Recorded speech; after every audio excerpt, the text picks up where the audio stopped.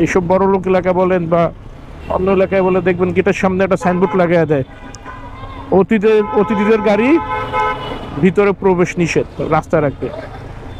দাওয়াত দেয়াই না, গাড়ি থেকে আসবে আপনার বাড়িতে, অথচ আপনি বললেন কি যে গাড়ি বাইরে রেখে ভিতরে আসেন। এটা কোন ধরনের ভদ্রতা ভাই? গাড়ি ভিতরে রাখা যাবে না।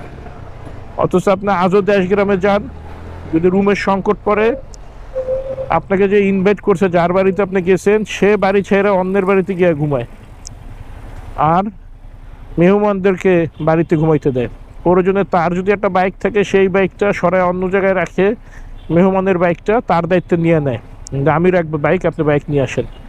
আর ঢাকা সিটির ভিতরে চলে উল্টা, বড় বড় বিল্ডিং আছে কিন্তু বাইকের কোনো পার্কিং নাই।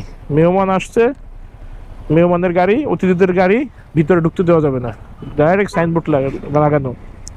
এটা কোন ধরনের ভদ্রতা বা কোন ধরনের মন মানসিকতা মাথায় আসে না।